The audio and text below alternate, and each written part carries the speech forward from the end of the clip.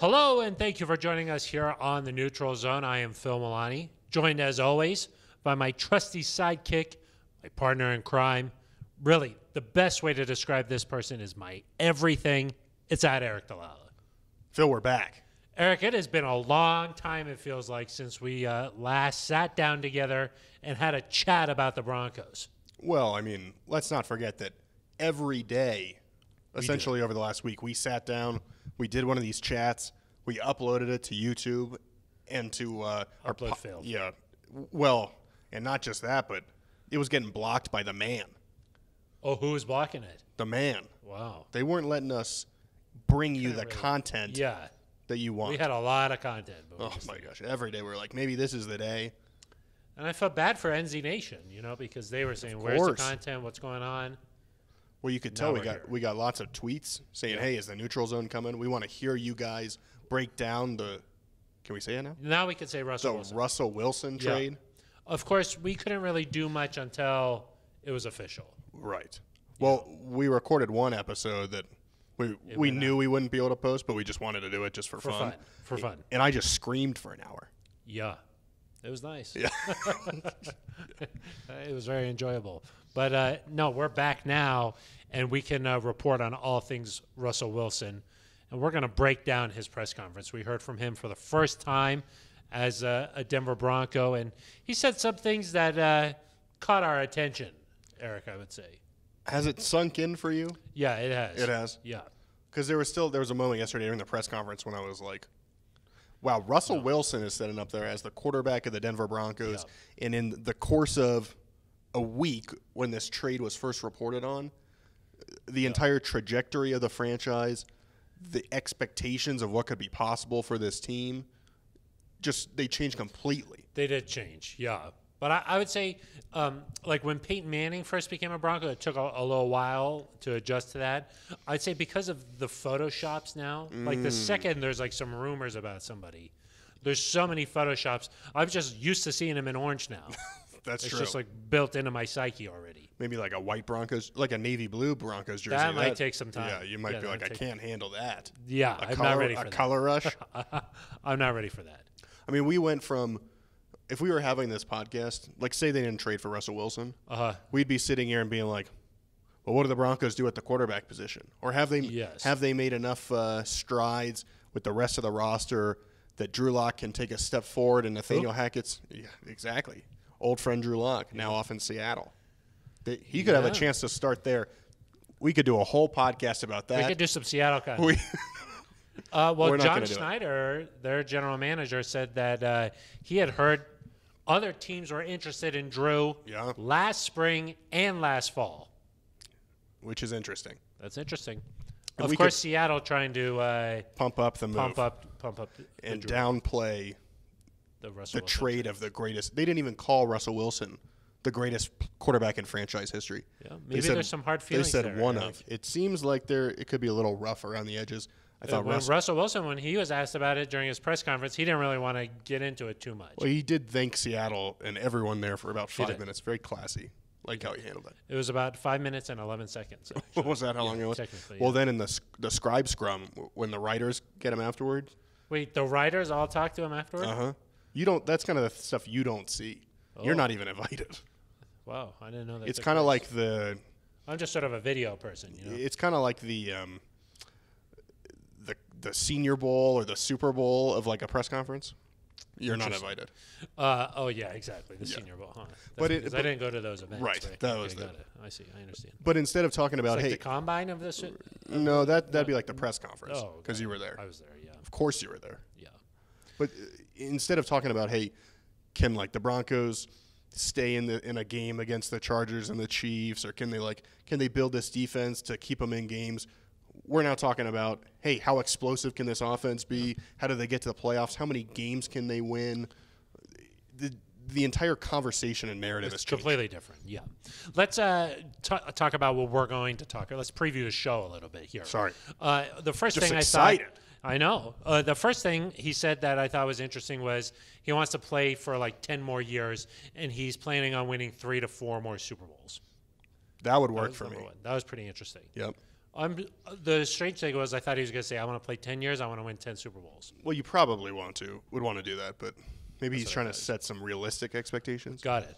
So 3 to 4, pretty realistic. A little more realistic than 10. It is more realistic, unless you're like Tom Brady or something. Yeah, he doesn't even have 10. He doesn't. If he can't win 10, can anybody? Yeah. What did you think? He said unfinished business.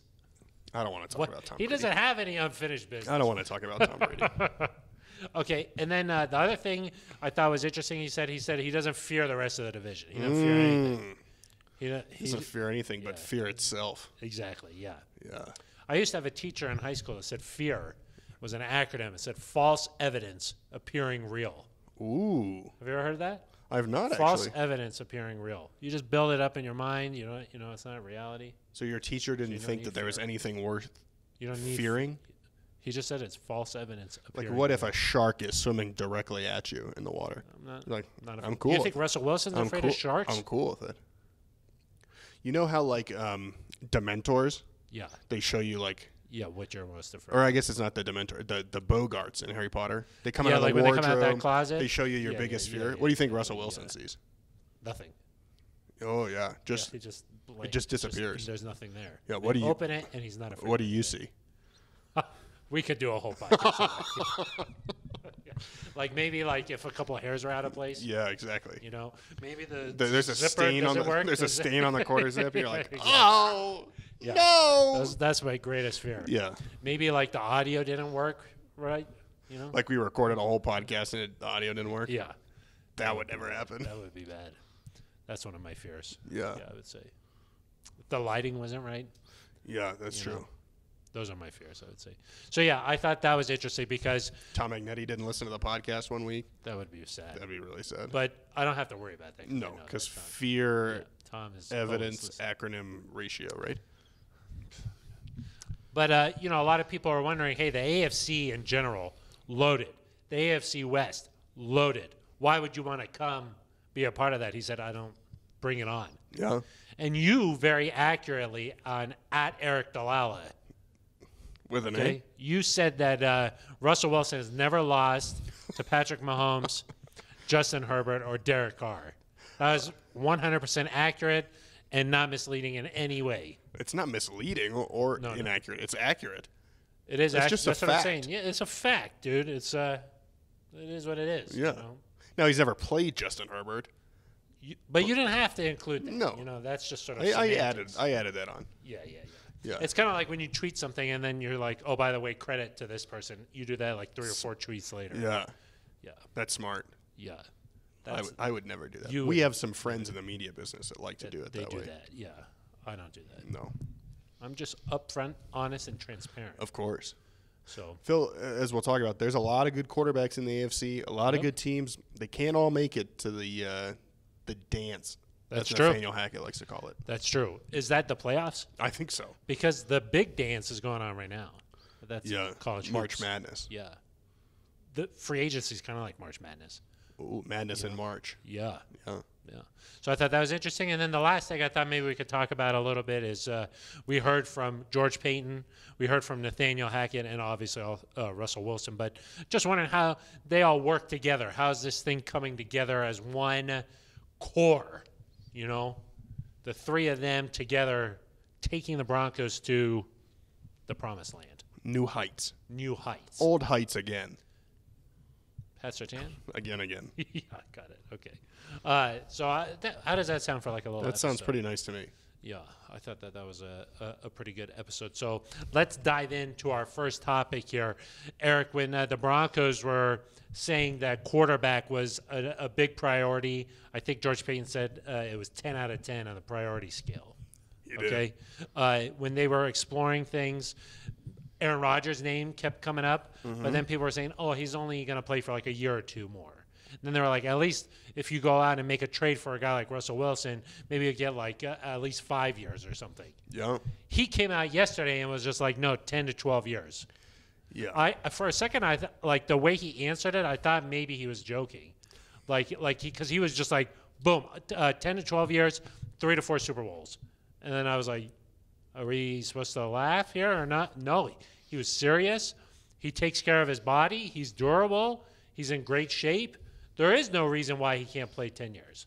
No, and I was most interested in the fact that he just answered that question directly. Yeah. He was asked, what are your expectations? How long do you want to play? What are your hopes? You're used to just saying, well, look, we just want to not get take too it one far day ahead at of a time. ourselves. Yeah, we'll see what happens. We got a lot of work to do here. Like, let's just focus on now. But like you said, Phil, 33 years old, 10 to 12 is probably a stretch, but certainly you look at 8 years or something like that, he could certainly play that long. That'd put him at 41. And, who knows, at that point, he may be able to play an additional couple of years and get to that 10 mark. But he could retire for a couple of weeks, come back, whatever. That's possible. He could do it. Just really be like, I don't want to spend time with my kids. I didn't say that. You did. I'm just putting the puzzle pieces together. You said it. Yeah.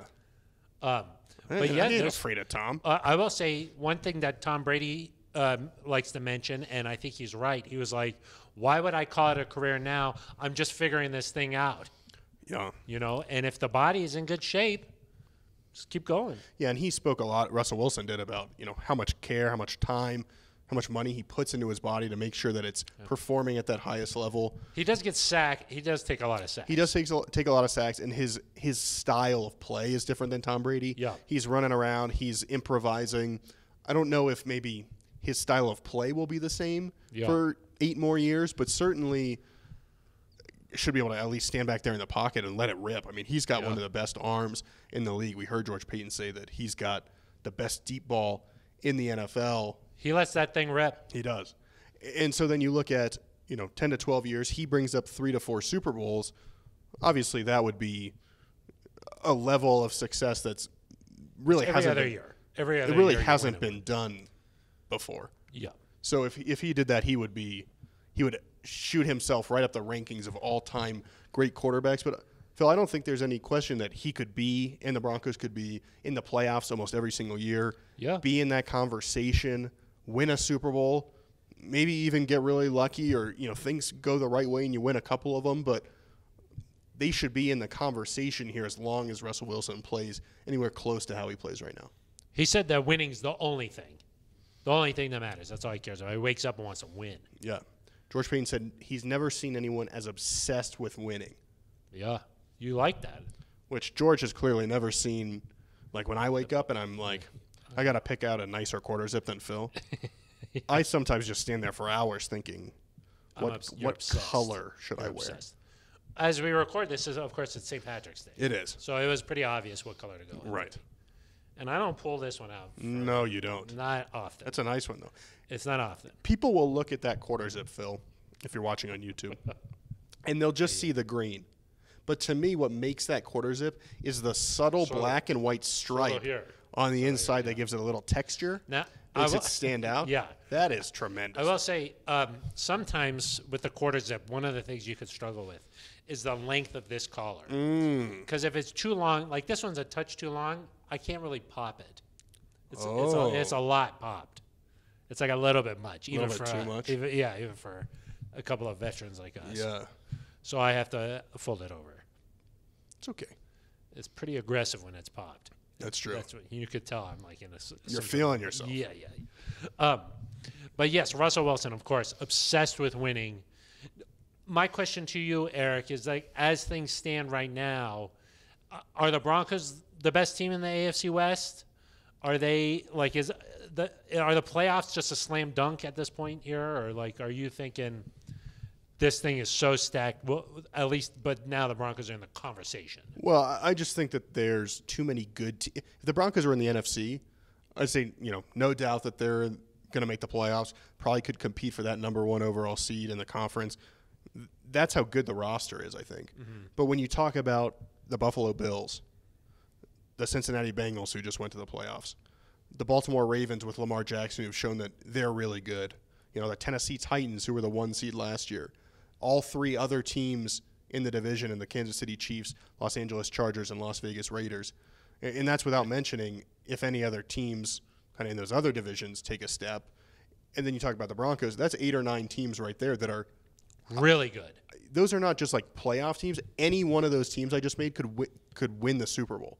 Yeah. And so some really good players are going to be sitting at home. You talk about the quarterbacks. I mean, I know I just named the teams, but like Mahomes, Herbert, Carr, Burrow, Jackson, Josh Allen, Russell Wilson. Yeah. Some of those guys are not going to make the playoffs. Yeah. And so I don't think you can say it's a slam dunk that the Broncos are, automatically going to be in the AFC Championship or anything like that. A lot of it is, how do individual games fall? Can you win the close games? And I do think that based on the Broncos' schedule, they have the last place schedule because of where they finished last year.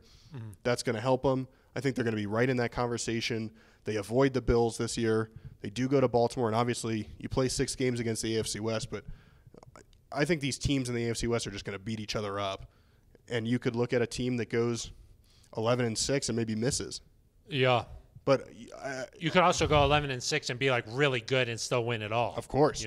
That's, if you just get in, you're going to have a chance. Yeah.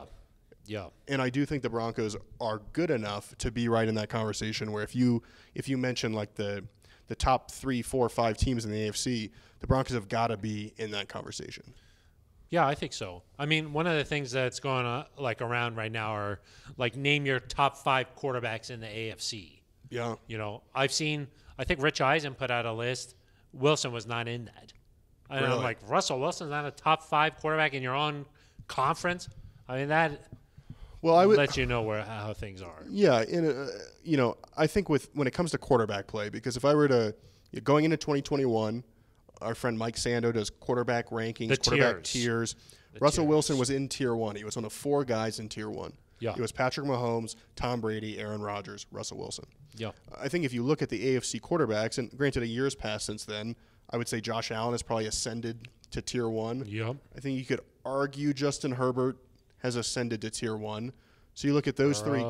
If you look at those 3 guys, I want to see it like a little more consistently from Joe Burrow because he led the Bengals to the Super Bowl and he had some big plays. It wasn't always perfect in that playoff run.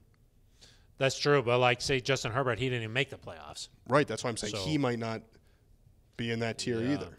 But about the quarterback position in general, my thought on it is when you have a replacement level guy, right?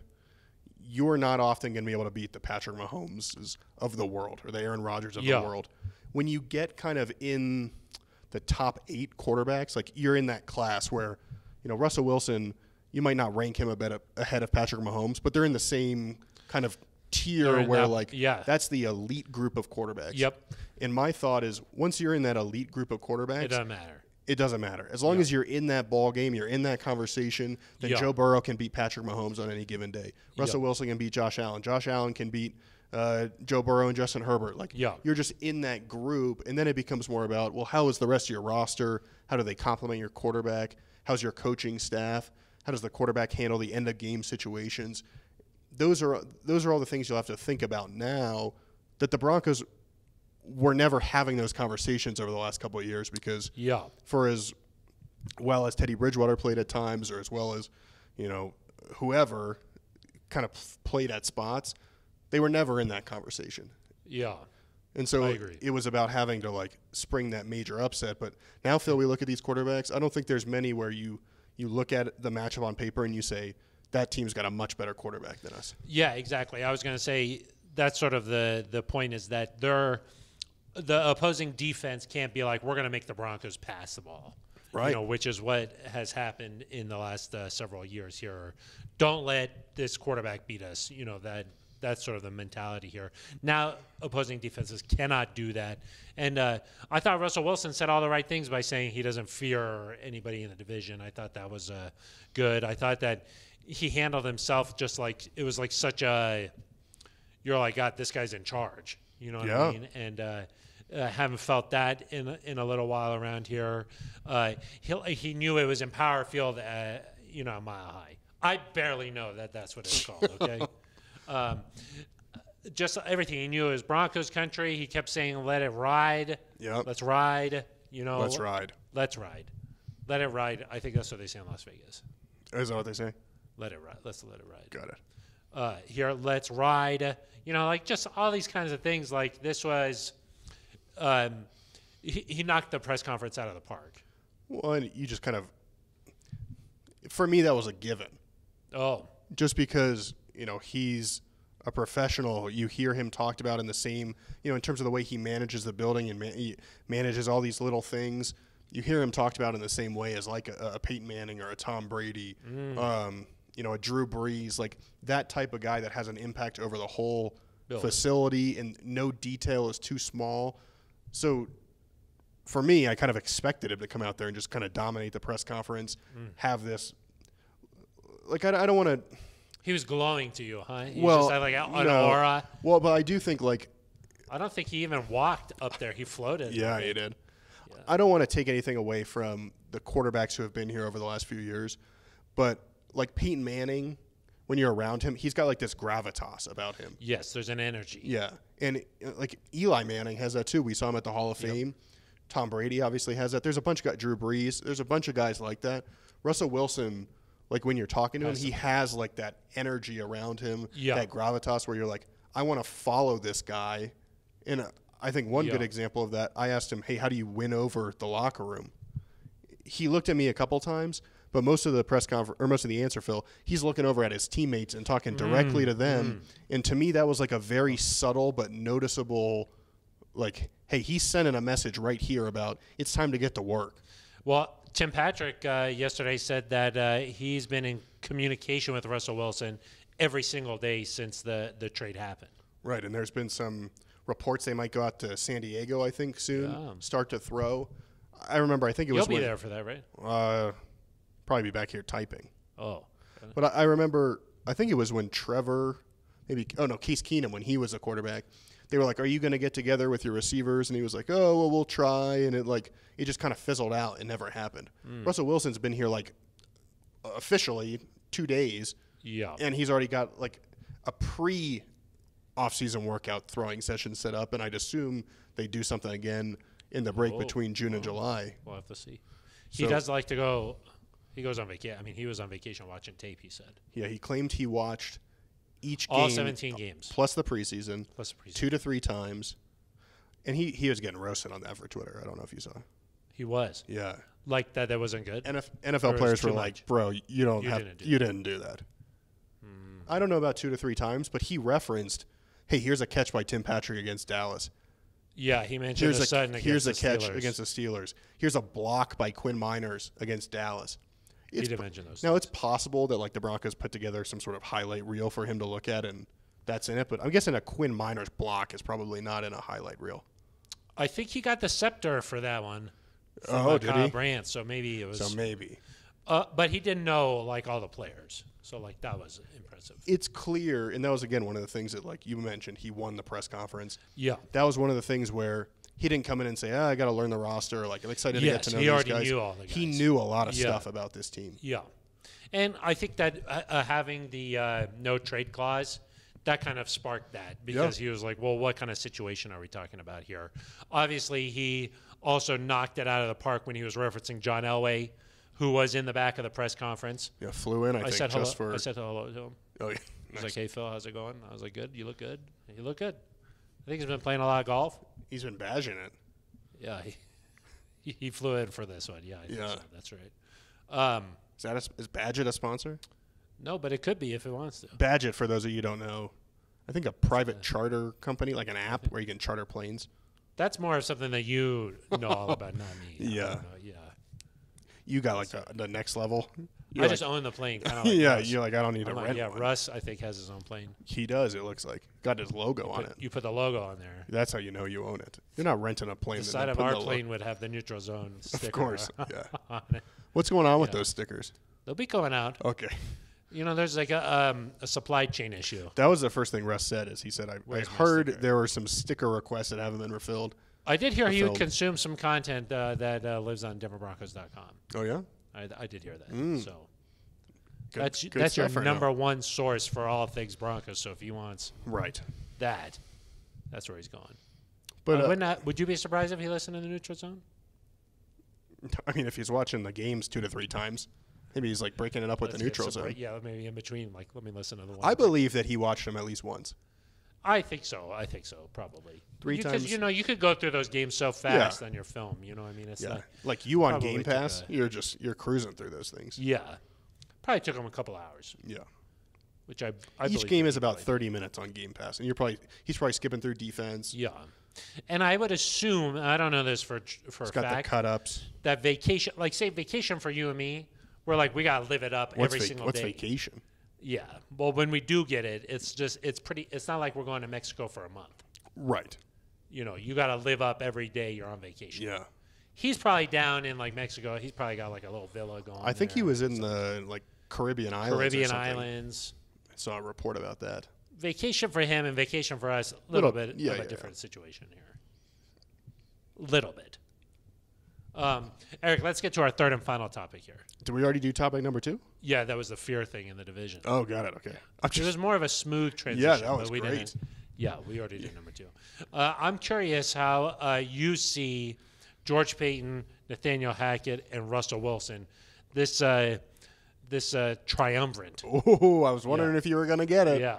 And you nailed it. How they're going to lead the Broncos to where they want to go. Because I would say, like, look, George is making the moves here. Coach Hackett's going to be coaching the team. And when you've got a quarterback like Russell Wilson, like we even heard DJ Jones talking about it, that he came to the Broncos, and Russell Wilson was a big part of that. I would say when you have a quarterback like him, he's part of that mix too. Yeah, of course. You know, he's in that same ballpark there. Those 3 people, and of course whoever the new owner ends up being, that's kind of like the 4 people that will guide this organization. You got a forward. word for 4 or no? The quad pod. Okay. Is that good? I don't think so, but let's go with it. Well, let's start with George and Russ because that's kind of how the roster is constructed. And I think a key to this trade is not just that they got Russell Wilson, is that they didn't have to blow up the roster to do it. Yes. Drew Lock, I think, made sense as a trade piece no matter which quarterback you got, because obviously he didn't say this. You're not going to have a quarterback competition. Right. And he never said this directly, but I think it was pretty clear. He wants to start. He expects to be a starter. Yes. Drew did not thrive in the backup role. No. So Drew was kind of a foregone conclusion that he was going to be gone. Shelby Harris, good player, has made his share of game-changing plays for the Broncos. A little bit of a surprise name, though. Yeah, I hadn't thought about Shelby as being I would have expected like Draymond Jones, maybe. Yeah, or maybe like a younger, more recent, like a Noah Fant, somebody like that. Right. Maybe a Jerry Jeudy. Well, Noah Fant was traded. Yeah, those are like the names that you were thinking. Yeah. Like, okay. Well, Draymond Jones was mentioned a little bit. Yeah.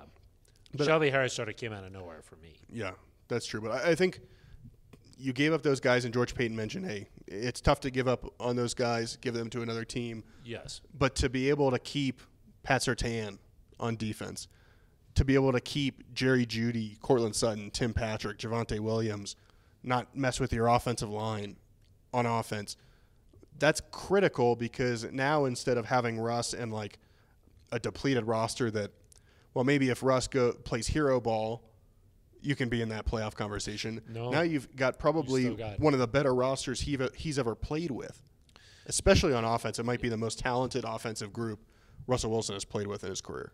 Jerry Jeudy, Cortland Sutton, Tim Patrick, KJ Hamler, Javonte Williams, Albert O. But now it's about how do they use those guys. And from listening to Nathaniel Hackett talk about what Russell Wilson does well, he's an accurate guy, he's got that athleticism, and he throws the ball deep really well. I would expect the Broncos to be very aggressive on offense. Yeah, I mean, when Hackett got up in front of the press conference, what was it he said? The very first thing he said. Wow. And then Russell Wilson, y'all? And then I think he said, holy sh! And then he went. Then he went into the rest of it. Hackett continues to impress me in the fact that it does not matter what situation. Like Russell's kids are sitting in the front there. He is going to be himself. Yeah. You got to appreciate that. Of course. You know, like no matter where. I mean, say the Broncos win the Super Bowl and they go to the White House. You heard it here first. You go to the White House. Yep. Very formal situation. Uh-huh. I've been there before. I haven't. Well, I've been to the White House, but not. Well, I went like when the team won the Super Bowl. Yeah, I haven't been there. Anyway. Make sure I've been at it. Hackett, he's going to be himself. You all right? Yeah, I was just emotional. You're crying. Okay. Hackett, though, Yeah, himself. He's going to be himself. Okay. You got to appreciate. Do you think he's going to be himself? Now, what I'm trying to get to is thinking about this working relationship with Nathaniel Hackett and Russell Wilson. I think that Russell Wilson is probably a tough guy to coach because he likes to know, why are we doing this? What you call this play, what's that going to do? What's the point of this? Why are we doing this? What's going on with this? That is very demanding, like Peyton Manning was that way. And I think Coach Hackett has some experience with a guy like that in Aaron Rodgers in Green Bay. So I see them actually working really well together. High energy guy, he's going to bring it every day in the meetings, and I think that'll play well with Russell Wilson. When we heard George say that those two get in a room together, Hackett and Russell Wilson, and man, they just start firing off about talking football, and George is like, eventually I have to get up and leave because talking ball. They're just so far into it. I think that's a good sign. Obviously, having Russell Wilson opens up what Nathaniel Hackett can do. The whole playbook is open. Not just a playbook, but like an aggressive style. You can choose to run the ball certain games. You're not going to be limited in any way based on your quarterback play. Whereas I think in the past, Hackett's worked with quarterbacks where I don't want to say he's had to protect them a little bit, but he's had to kind of elevate them with his system. You're talking about Blake Bortles? Is that what you're trying not to say? Blast, not in all caps. That's what you're trying to say. Not blasting Blake Bortles in all caps. All caps? Or no. No, okay. Wouldn't do that. But I think that this is obviously a closer to a Rodgers situation. Yeah, I think that those two are going to really hit it off, And I think that this style that they're going to want to play will mesh well together because, there were some reports that maybe Russell wanted to be a little bit more aggressive in Seattle. Pete Carroll likes to play it a little bit more conservative, likes to run the football a lot, play good defense. That's what Pete Carroll's trying to do.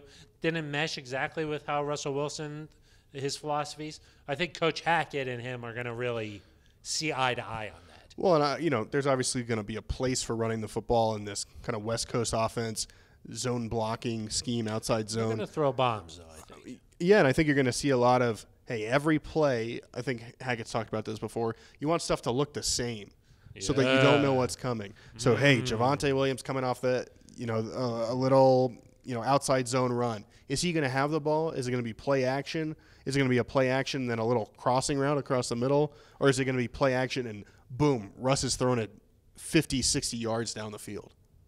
Could it be have Jerry Jeudy go in motion before the snap and then just never give him the ball? I think there will do that a lot? I think there will be some motion, but based on what I've seen from the Packers offense, there will be times when he gets the ball, and so that kind of changes. So you give him the ball. Yeah, not every time, but sometimes. Wow. Okay. That's a step forward. That is a step forward.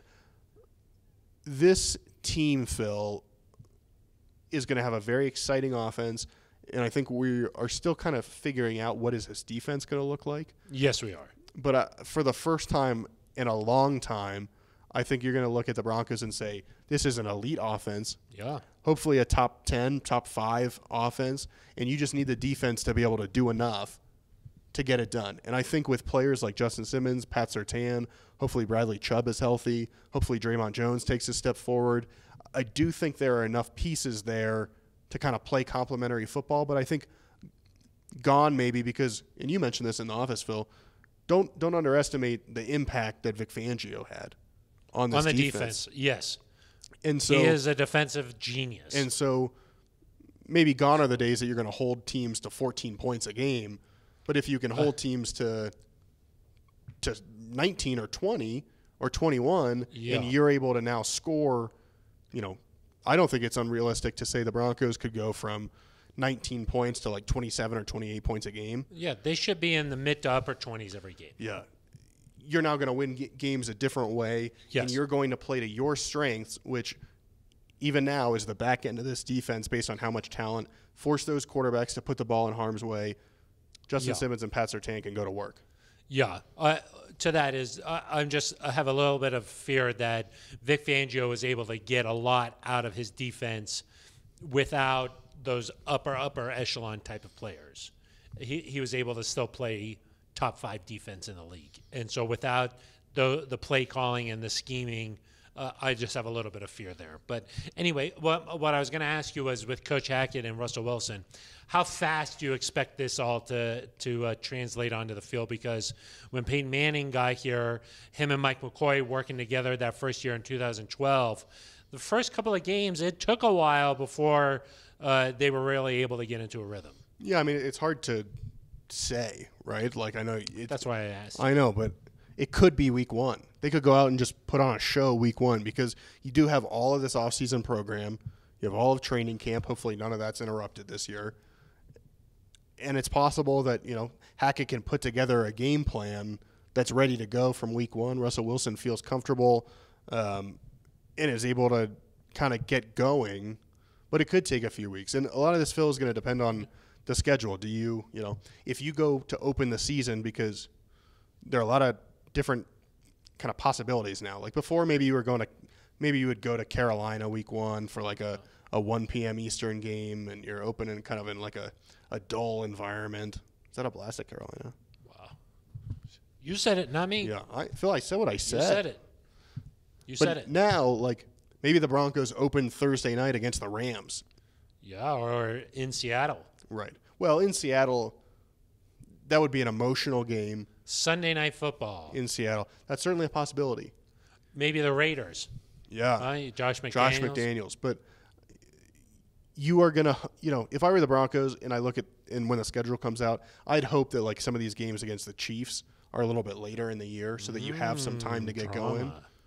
Yeah, I mean, there's some drama, but hopefully you have some time to get going, get things together. But I don't get the sense, and it's just hard because Peyton works harder than anybody. So I can sit here and say I think Russell's going to put everything into this.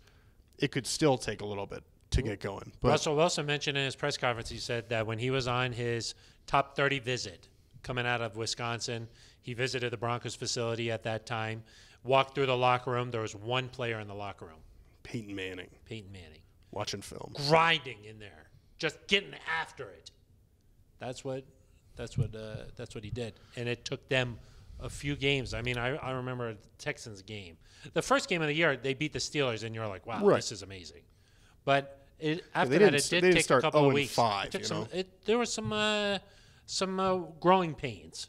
Well, and let's not forget, too, that 2 years ago, Tom Brady goes to Tampa. I think they're sitting there at like – it was good. But they were sitting there at like 7. They didn't win the division. They're sitting there at like 7-5, 8-6, and then they win like their last 9 games. Yeah, they won the Super Bowl. But they're sitting there at 8-6, and you're like, well, this team probably isn't going to do much. And then they or did. 6-5 or something like that. Yeah, they were not great. Then they did. And then they did it. Yeah. So you got to remember going into next year how the season starts, because Peyton Manning, 2012, won their final 11 regular season. Yeah, they went crazy. Final 11 regular season games, finished 13-3. So people should not freak out in September. Hopefully they know enough that it'll be interesting to see how and they could just start fast. Broncos could just start fast. They could because the other weapons, they've all played together for a long time. So Russell is really the only big change. Right. So, I'm interested to see how these three work, I mean, and it's going to be an evolution, but, like, hopefully they could all stick around for a long time and see that success through. Well, and that's the thing, I was reading back through kind of Peyton Manning's opening press conference remarks, and I think he said, hey, I'm not thinking about the next 3 or 4 years. I'm thinking about this year. This is a win-now situation. Yeah.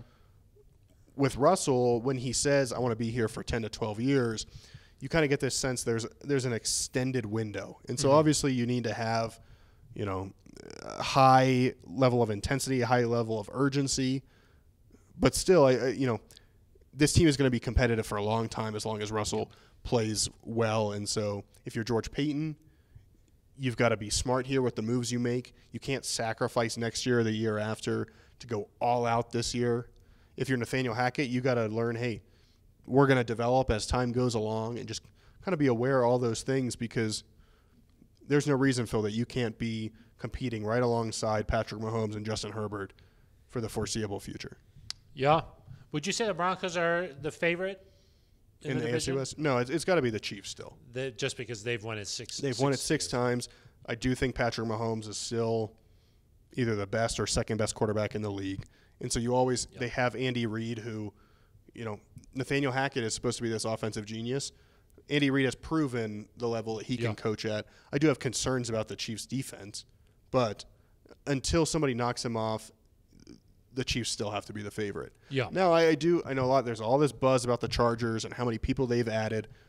I think that Russell's experience at the quarterback position, the fact that he's played in the playoffs, which Justin Herbert has not done, the fact that he's won a Super Bowl, to me, that gives the Broncos a little bit of an edge there over the Chargers. And just because, you want to see the Chargers prove it. Yeah.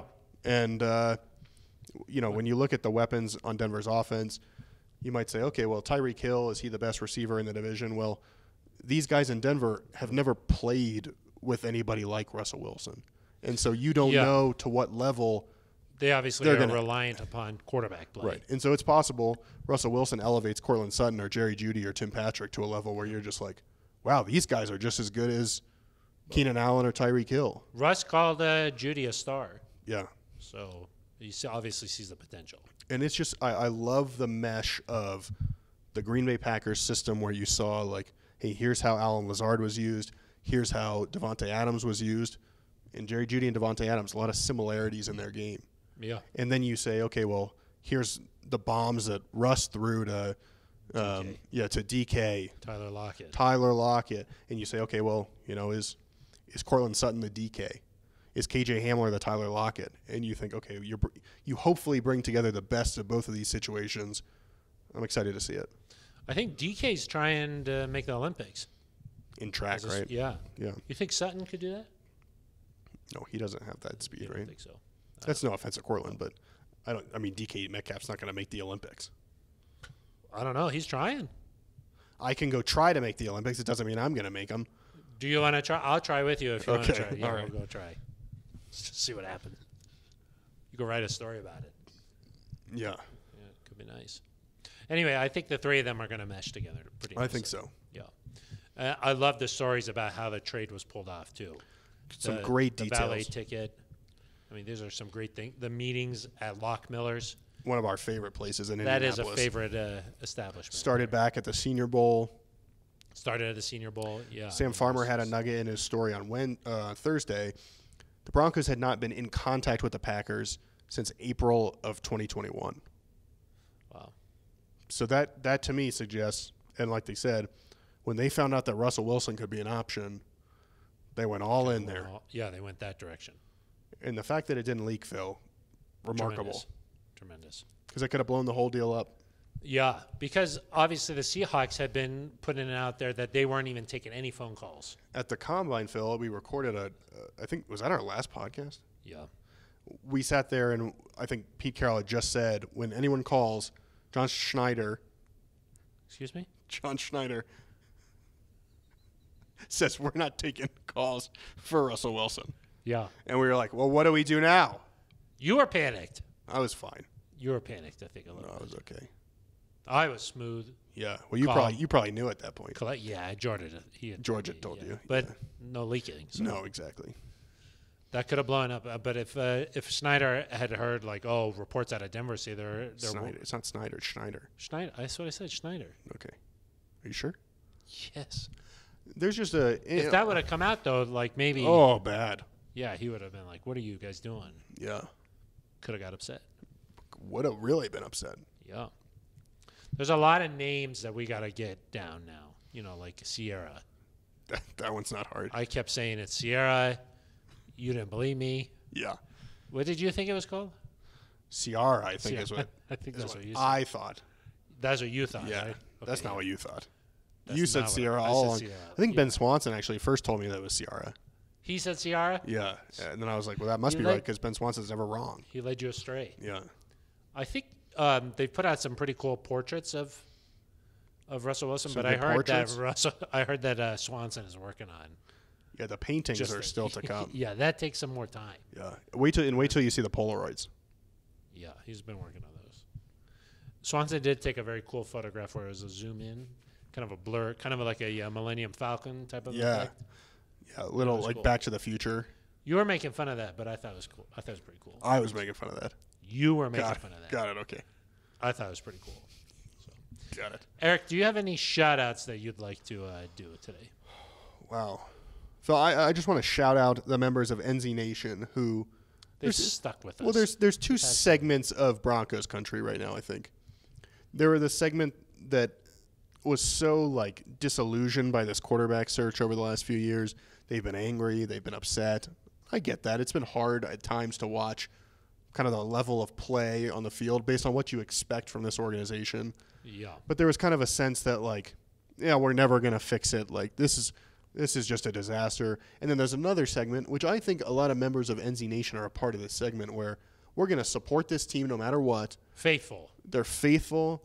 You know, like Lisa Lane comes to mind. Tom Magnetti. Oh, yeah. John Jordan sometimes is a little grumpy.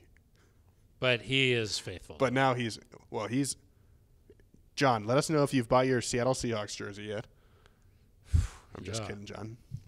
If you said that, he would never listen to the show again. I know, yeah, exactly. He likes it.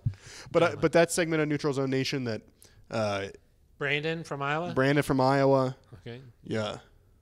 The AJ probably not anymore. AJ, I don't think he listens to the show anymore. I think he'll probably be gone. I think he's on that Who's Miami our guy in podcast. California?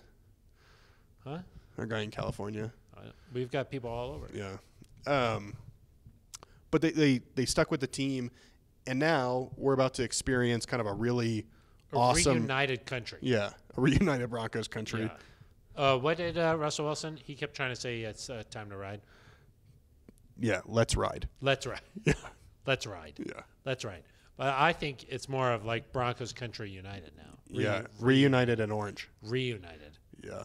Because I agree with you, Eric. This was a country that was divided. I'm just happy for the people that stuck by this team's side, and now they're going to get rewarded with some good play. And this truly, Phil, this is going to be another probably golden era of Broncos football. Even the grumpy side is back. Even the grumpy side is back. Yeah. You're back. You're kind of like the faction leader of that side. You think so? You're like, be grumpy with me. No, I was faithful. Oh, you were? Yeah. I never lost doubt. I never lost hope. You never lost doubt. Yeah, it's true. I never lost hope. But like, I never had doubt. The Elway era, the Manning era. I think we're going to look back at this and be like, this was the Wilson era. Oh, let me ask you this. If he plays 10 years here, say he wins a couple Super Bowls, will anybody even remember that he played for the Seahawks? Is that like a Peyton Manning shot? That is kind of like a – because I will played say – 4 years. Will they build a statue in front of the stadium in Seattle? You got so used to Peyton Manning playing in the Super Bowl for that 4-year stretch. Never mind 10 years. If they're able to have similar type of success, 10 years, I think you might think of Russell as a Denver Bronco. I mean, this is setting high expectations, but I think if this trade is a win for the Broncos, I think it involves at least one Super Bowl title. And I think it very well could include Russell Wilson going into the Ring of Fame. Oh, yeah. And I think based on Peyton's numbers being here 4 years, I think 140 touchdowns, if I remember correctly, for Peyton in 4 years. There's a very good chance that if certainly if he plays like 8, 9, 10 years, but Russell Wilson could become the second leading passer in team history. It would be hard for for him to pass John Elway just because of, I think John had 300 touchdown passes on the dot. 300. Yeah, exactly. It would be really hard for Russell to throw 300 touchdown passes. Yes. He would need to throw 30 a year for 10 more years. Yeah, as a Bronco. Yeah, that would be. Maybe it's no. Okay. let's not just go crazy. But you could be projecting out a little bit. Obviously, we're getting ahead of ourselves, but no. But if he lives up to expectations, I think like Ring of Fame, Super Bowl title, those things are realistic. Certainly. Or I don't know if realistic is the right word, but like that's kind of the goal here. Is that at some point you should be welcoming Russell Wilson back in a gold jacket, inducting him into the Ring of Fame. Orange jacket. Well, but Hall of Famer coming back. And then he'd get the orange jacket. Yeah, he'd get an orange assuming jacket. We're still doing that in 15 years. You show up in your gold jacket. You leave in an orange jacket. What do you do with the gold jacket? Carson Wentz, he showed up in a gold jacket. That was presumptuous. Yeah. That was a little bit he was like, I own this. Right. eBay or I don't know how he got that thing. Maybe he took it. He could have taken it. That's possible. Yeah. Maybe like Peyton left his in like the locker room in Indy, and Carson just like snagged it on the way out. Oh, I didn't think about that. It's possible. But no, I think you're going to look back at this and think this is one of the best eras of Broncos football, and you won't even remember, like you said, the last 6 years. Yeah. You'll just be like when you're sitting back and we're sitting in our rockers together, doing the neutral zone, and we're like, "Oh, Phil, you remember that? Yep. The 2020s, the Roaring 20s, the Roaring 20s here in Denver. Yeah, yep. We'll be like, what happened between Manning and Russell? I don't think there was that. And we'll be like, I think Russell just came the next year. Yeah. Well, I'll probably remember the Trevor Siemian year. You will, yeah. and then I 1 year of Trevor, and then to Russ. Yeah. That is how a little bit of a revisionist history. Yeah. That's how it works. That's because the emotion. I will say. I mean, there are people that if you're just a broad view of Broncos history, you're like, it went from Elway to Plummer. It does feel like that. Yes. Yeah. Maybe a little greasy in there. But I will say, when Peyton was here, I can recall a lot of moments, right off the top of my head. But the last 6 years, a lot of things just sort of run together, and I'm like, what year was that again? Or when did that happen? Yeah. Or who was the coach then? Who was the right tackle? Who was that right tackle? It all just it just is like a blob. Yeah. But the 4 years where Manning was here, I can recall things like this was this week, it was against this team, this happened. These big wins. You're just more emotionally invested. And there's so much that comes with this, right? Like the Broncos are probably going to be in 5 or 6 primetime games. Suite sales at the stadium, jersey sales. Yeah. We go into the offseason program. People are going to be excited for phase 2 of the offseason program because the first time he's out there in a Broncos jersey. Or the first day of training camp, I'd expect the berm to be packed. Yeah, you're going to camp out there. Of course. I'm going to be the first person in line. Yeah, yeah. You talk about, guys like Jerry Jeudy, Cortland Sutton, Alberto. There's going to be a bunch of Pro Bowlers on this team. Yeah, a bunch of Pro Bowlers, Javonte Williams. Those are the guys you talk about now. Hey, Javonte Williams, remember the reaction after Javonte Williams played the Chiefs? Yeah. People were like, who is this guy? This guy's amazing. Yeah, because Sunday Night Football. Yeah, because he got that national exposure. Yeah. This year, people are going to see Javonte Williams 6 times. Yeah. And so then you get, okay, well, is Javonte Williams an all-AFC running back? Is he a Pro Bowl running back? Yeah. Is Jerry Jeudy a Pro Bowl wide receiver? Those are the things that start to happen. Yeah. All because of one move here. Yeah. And for all that we talked about, Phil, just going back to this, all that we talked about what they could have given up for Aaron Rodgers or Russell Wilson, people were talking about 3 firsts and 3 seconds, 4 firsts, 4 seconds. A lot. Pat Surtain, Jerry Jeudy, Javonte Williams, all those Bradley Chubb, to be able to keep what I would consider are your top. Noah Fant is one guy that I think if you were listing your top 10 guys on the team, maybe Noah's in that list, but otherwise certainly your top 5 guys. I think you could push it 7, 8. Well, if you would have given up too much, the trade is what's the point? Yeah, exactly. Yeah. And they didn't have to do that. Credit to George for negotiating that. Because I'm sure that, and again, Seahawks were probably in a little bit of a bind because regardless of who initiated that, Russ had to approve the destination. Yeah. And so there were some reports Washington offered more. Yeah. Russ didn't want to go to Washington. Yeah. They didn't want to trade Russ within the NFC. Yeah. So it worked out. It worked out. And now, Phil, we have stuff to talk about forever. I imagine for 10 years we'll be talking about Russ. Yeah. It's exciting.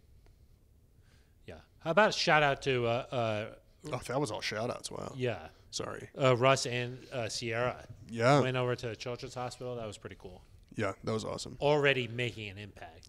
I have a close family connection to pediatric cancer, and so to see Russ do that and have that be kind of his specialty, I thought was really, really cool. It means a lot to me. Yeah. And I also think with Russ, he was really emotional talking about his dad. Yeah. His dad passed away the day after he was drafted by the Rockies. I think he said, 2010 that happened, 2011? Yeah, I think that's right, yeah. 10 years ago. So 10 years ago. That's emotional for him.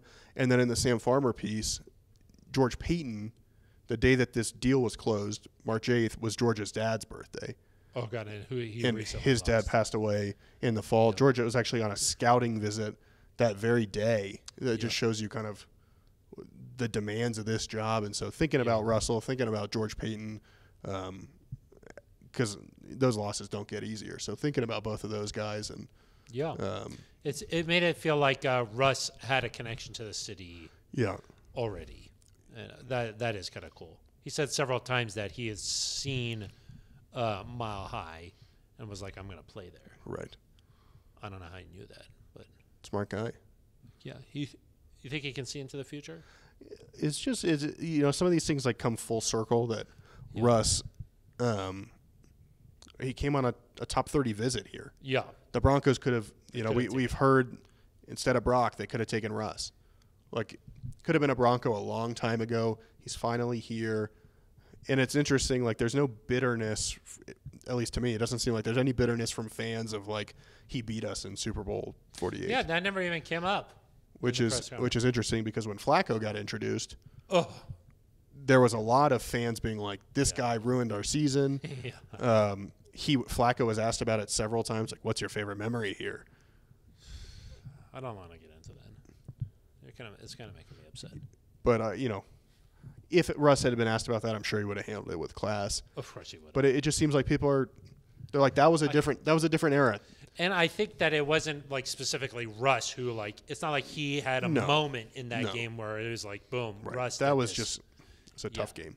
That was just an all around tough game. But people are behind Russ. They're hoping he can add some more moments here. Yeah. So, yeah, I thought that was pretty cool that he went over to Children's Hospital. So, yeah, a lot to break down here. It's been a couple weeks. So. We had a lot to catch up on. Yeah, it was good. Do we shout out Liz Gerald's twice? We could shout out Liz twice. Yeah. She's probably going to – I don't know. Russ has his own team of people who he likes to do his work with, but I'm sure he'll do some stuff with the organization. I would think so. He's a superstar, man. He is. He's a superstar. Him, Sierra, like, it's just a different vibe. Yeah. It truly is, like. He's a superstar. And again, nothing against, like, I think Teddy had a good sense of how to carry himself as an NFL quarterback, how to act, how to lead the guys, but it's just different. It is. He diff. Russ is like. Russ diff. There are 3 or 4 guys in the entire league that have, like, that sort of, like, cachet. Gravitas, cachet, like. Because Justin Herbert is a great quarterback. I don't get the sense that he has that. Yeah, at least he's still a little bit young. And like Josh Allen, great quarterback. I don't know if he has that. Yeah. It's like this Brady, guy's a star. Brady, Rodgers. Before the Super Bowl kicks off, he's like, I'm going to talk now. Right. And he's the guy that the league is going to want to put in every primetime window. Yeah. Garrett, just take some naps now. Yeah, because you're gonna be up late. Hopefully nobody's getting sleepy. I know that Hackett won't be sleepy on those Sunday night, Monday night games. He's gonna be jacked up. Yeah, he's gonna be jacked up. He's ready to rock. You talk about some of these matchups, Phil. There's games against the Chiefs, against the Chargers that are gonna be really exciting. The Rams, but then it's gonna be nice for the Broncos. There's just gonna be some games where you're just gonna roll over teams. Yeah, well, the Broncos are playing the last place schedule, and so it'll just. We haven't had many of those the last few years where you just go into a game and you're going to beat this team. The couple games at the beginning of last year felt like that's true. But even then, like this team with Russell Wilson, you might have gone there and beat them by 30. Yeah. So we're back to big times. Like when Peyton was here. There's gonna be a lot of national media here. I've never experienced it. You gotta lead the way. I'll show you. I don't know how to do it. You know how to do it. I don't know how to do it yet. You know how to do it. Yeah, you know how to do it. It's going to be fun. It'll be fun. Eric, how about next week we do another one of these? Let's do it. We can look no back reason at free not agency. to. The first couple of waves of free agency will be completed by then.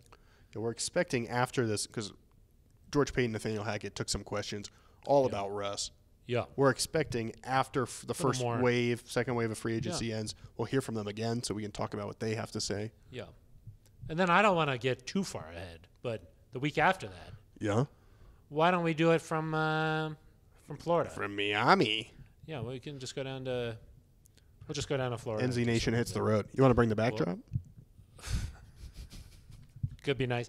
We could use some palm trees though. That's true. That'll be good. Nice. Yeah, and I'll probably wear my swim trunks.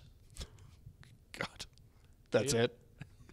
Yes, from the beach. Yeah. Yeah. Of course, that's where the annual league meetings will be taking place, and we'll find out a lot more about where George Payton and Nathaniel Hackett where they stand on on things and going into next year. And got a better idea of how his roster is going to look ahead of the draft. Like what's going on with the fullback. Yeah, what is going on with the fullback? Andrew Beck is back. Beck is back. He's a more of fullback. like a Beck is back. FB / hybrid. Yeah. The FB plays FB. Right. It's pretty good. So why don't we do those? Let's do that. Okay, so we'll have a podcast next week, I think. So until then, for Eric Dalala, I'm Phil Moy. This has been The Neutral Zone.